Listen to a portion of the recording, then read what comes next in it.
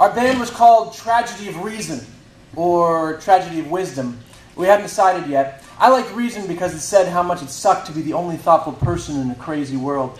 But our front man, Joe, liked Wisdom because he said, "It just sounds cooler."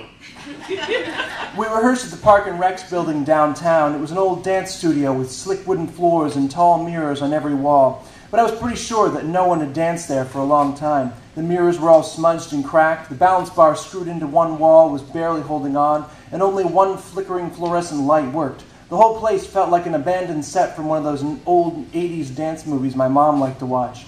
Hey.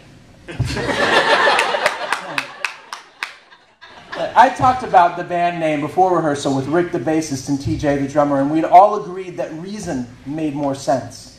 But they didn't say anything now because they were afraid to piss off Joe. Okay, I was afraid to piss off Joe too. He was one of those guys who started shaving in junior high.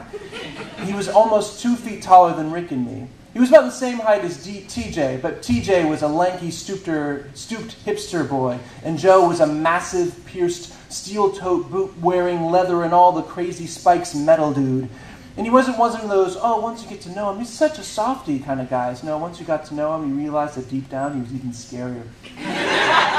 The problem was that even though I was scared of Joe, I had a hard time keeping my mouth shut. So I said, but what does it even mean? Tragedy of wisdom? It's like, doesn't it suck to understand things? Who thinks that?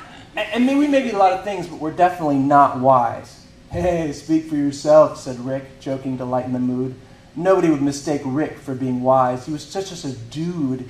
People who weren't his friend might have called him a burnout, the kind of guy who had a permanent dazed expression and bedhead. Right, I said, like huffing dust off is really wise. Ouch, mumbled TJ. Only that one time, said Rick, just to see if it worked. You really did that? Asked TJ as he brushed aside his mop of brown hair. He was always doing that. Pretty much any time I talk about him, imagine him doing that. Didn't you know that it would freeze your brain? Well, not at the time I didn't, said Rick. You totally knew, I said, because I told you right before you did it. Oh, Rick shrugged. Well, you know, I kind of tune you out a lot, Sammy, so I probably just missed it. Oh, you tune him out too, said TJ. You know, good, I was worried I was the only one. Ha ha, I said. Just wait until you're about to step off a cliff or something, and I'm trying to warn you, but shut up, you idiots! Joe, listen, this isn't some kind of pukey, whiny emo band, he said.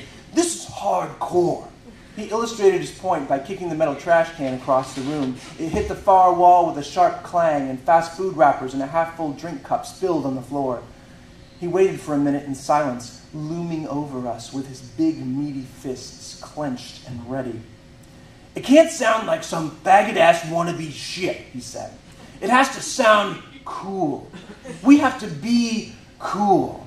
And until I can get a real band who actually are cool, the three of you are just going to have to try really hard to seem cool. He paced back and forth in front of us like a rhino looking for a reason to charge. Are there any problems with that? No one said anything. Well, he said, and then he stopped directly in front of me and glared. No, Joe, I said, feeling like the punk bitch he thought I was. No problems. Don't forget, Joe said, starting to pace again. I'm the one who started this band. I'm the one who knows the guy who runs this Park and Rec building and gets us this killer rehearsal space. I'm the one who scored the practice drum kit for TJ so he doesn't have to lug his own kit down there all the time. He stopped pacing directly in front of me again, but right up close this time. His breath smelled like rotten jalapeno peppers. I'm the one, he said, who could kick the shit out of all three of you at once. Right, Joe, I said, hating myself. Tragedy of wisdom it is.